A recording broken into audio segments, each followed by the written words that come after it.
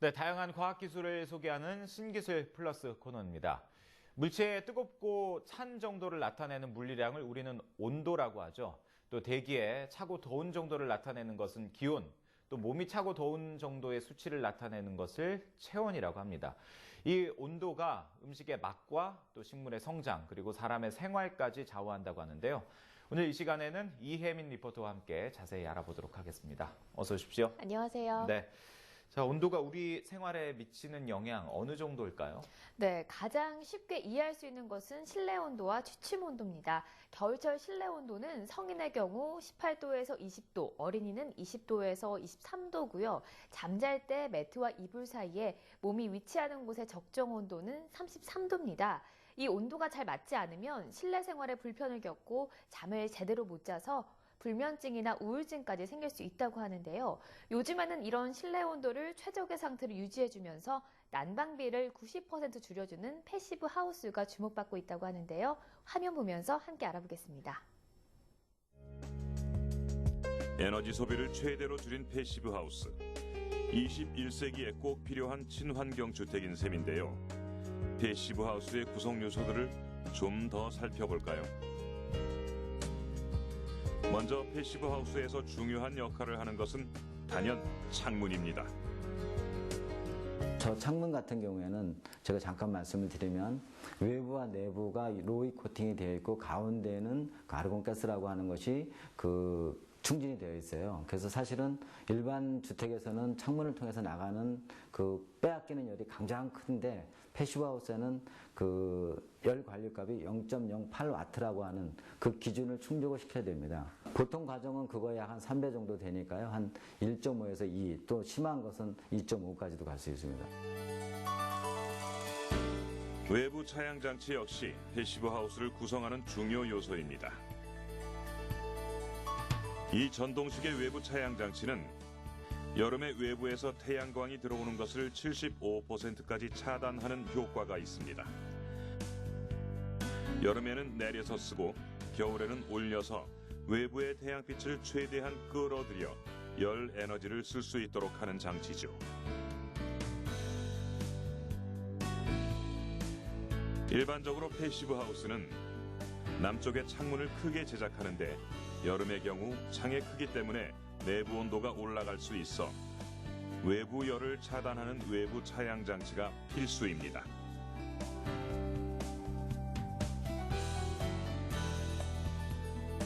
또 고단열과 고기밀로 만들었기 때문에 환기를 할 때도 열은 그대로 머물고 탁한 공기만 빠져나가게 하는 열 교환 환기 장치도 패시브 하우스의 핵심 요소입니다. 이거를 지금 1단으로 되어 있는 게 올리면 2단으로 올라가고 3단으로 올라갈 수 있고요. 다시 내리면 내릴 수도 있고, 또 설정하게 되면 취침 모드를 할 수 있는데 보통 그냥 아주 추울 때는 외기 내기에 혼입이 많으면 안 되니까 1단 정도로 하고요. 음식 같은 거 했다 그럼 좀 세게 해야 되겠다 그러면 이렇게 3단으로 합니다. 이 위에 지금 지붕에 있는 태양광을 전기를 생산하고 소비한 거를 보여주는 월패드입니다. 네. 패시브 하우스를 경험한 이들은 일반 주택과 패시브 하우스의 확연한 차이를 몸으로 느낀다고 합니다. 제가 지금 체류했던 기간이 굉장히 추웠던 기간인데 일단 한번 보온이 되고 나면 일단 한번 가온을 한 후에는 저희들이 외출을 하고 나갔다가 몇 시간 있다 들어와도 일단 실내 공기가 거의 변화가 없습니다. 온도가 그 온도를 그대로 유지하고 있기 때문에 굉장히 쾌적하고요. 일반 가옥일 경우에는 온도 변화가 상당히 심하거든요. 또 제 동생 같은 경우에도 난방비가 굉장히 많이 든다고 이제 불평을 하는 경우가 많은데 이 집의 경우에는 패시브 하우스의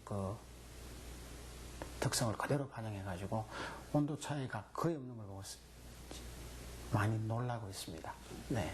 또 이 저녁 같은 데 이렇게 앉아서 창가에 보면 이 유리창 자체가 상당히 넓은데도 불구하고 이렇게 바깥에서 차가운 공기라든지 전혀 들어오지 않고 이 경치도 좋을 뿐 아니라 온도 차가 집에 창가나 안이나 전혀 없기 때문에 저는 창가에서 이 밤에 이 별과 달을 보면서 창가에서 잠을 자기도 합니다.